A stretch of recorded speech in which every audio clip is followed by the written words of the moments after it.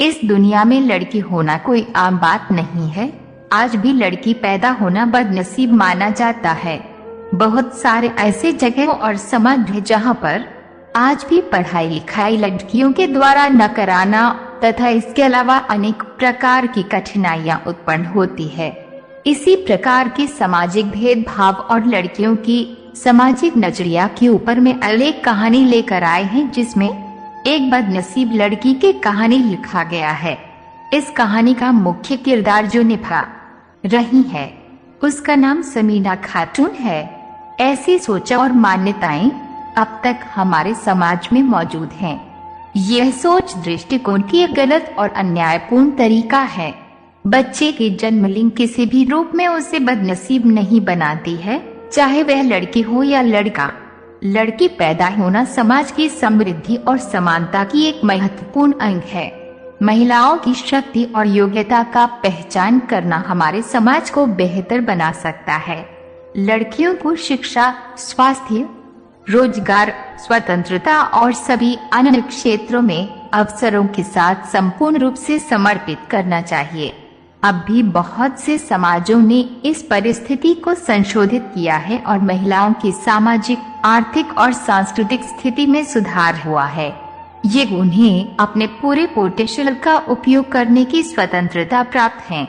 हमें एक समाज में सभी लोगों को समानता, सम्मान और अवसरों का आदान प्रदान करना चाहिए, चाहे वे लड़का हो या लड़की। स्त्री और पुरुष दोनों का विकास और संरक्षण आवश्यक है ताकि समाज और विश्व एक विकासशील स्थिति में बदल सके। इन्हीं सभी कारक के ऊपर में एक लॉन्ग इमोशनल स्टोरी हिंदी लेकर आए हैं, जिसे आप सभी को पढ़कर जरूर अच्छा लगेगा। समीना खातून बचपन से ही पढ़ने में बहुत कमजोर थी। उसका शरीर का रंग सांवला था, चेहरे का डिजाइन कुछ खास नहीं था। औरों के अपेक्षा भगवान उसके दांतों के भी बनावट अच्छा नहीं दिए थे। समीना का चेहरा अच्छा न होने के कारण स्कूल में बच्चा अक्सर उसे चढ़ाते रहते थे। कोई समीना का फ्रेंड बनने के लिए तैयार नहीं था। जब आरती अपने गांव की गालियों से गुजरती थी, बगल में खड़े लोग भी अपना मुंह फेर लेते थे। आरती को इस बात से बहुत ज्यादा पीड़ा होता था। वह यह नहीं समझ पा रही थी क्योंकि वह बहुत छोटी बच्ची थी। आखिर बात क्या है?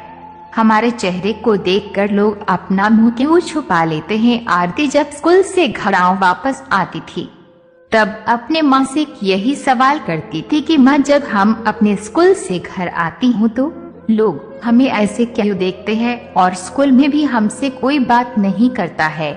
हमारा कोई फ्रेंड भी नहीं बन रहा है, अतः हमसे कोई बातचीत भी नहीं करता है। इतना बात सुनकर आरती की माँ की आंख में आंसू आ गया। वह फपक फपक कर रोने लगी, लेकिन अपनी बेटिया को ये नहीं समझा पा रही थी तुमसे लोग इतना घृणा क्यों करते हैं। माँ आरती से बहुत ज्यादा प्यार करती थी। गली मोहल्ले में आरती को मनहूस जब लोग बोला करते थे, आरती की माँ कड़ी शब्दों में जवाब दे देती थी। आरती की माँ अपने कलेजे के टुकड़े को हर वक्त अपने साथ में रहती थी और जो भी उसे बोलता था उसके बदले में जवाब देती थी। आरती धीरे धीरे अपनी पूरी उम्र जीने की एक आदत बना ली और जो लोग बोल रहे थे उसके पीछे कुछ और सुनने के लिए तैयार नहीं रहती थी। बस अपने काम से मतलब रखती थी, पढ़ाई करती थी और वापस घर लौट जाती थी।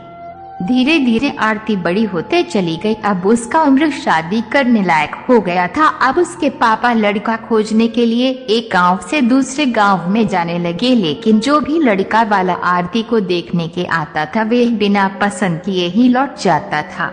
ऐसे बहुत बार हुआ। अब बहुत दिक्कत होने लगा आरती को शादी करने में। आरती के पापा भी थक चुके थे लड़का खोजते खोजते। ऐसा कोई गांव नहीं था जिस गांव में आरती के पिता लड़का खोजने के लिए नहीं गए थे। अब आरती के पापा भी गुस्से में आकर आरती को मनहूस बोलना चालू कर दिया, लेकिन माँ तो एक ऐसी थी जो सभी लोगों को समझाती थी और आरती के बारे में भला बुरा कहने वालों को सबक सिखाती थी। भगवान ने भी आरती के साथ बहुत ही क्रूरता मजाक किए थे। शरीर की बनावट ऐसे बना दिए थे जिसे देखकर कोई भी लड़का वाला पसंद ही करता था। आरती भी इस बात को लेकर चिंता कर रही थी कि पापा हमारे लिए इतना दूर दूर तक जाते हैं लड़का देखने के लिए, लेकिन हमें कोई भी लड़का पसंद नहीं करता है। आरती अपने कामों में ज्यादा व्यस्त रहती थी। वे खाना बनाने में बहुत ज्यादा समय देती थी। आरती की खाना बनाने में बहुत ज्यादा मजा आता था। आरती ने बहुत सारे खाना बनाने की रेसिपी के बारे में जानकारी हासिल कर ली थी। इसके लिए उन्होंने किताबें, रेडियो, टीवी चैनल पर वीडियो देख ली थी। आरती के द्वारा बनाया गया खाना बहुत स्वादिष्ट और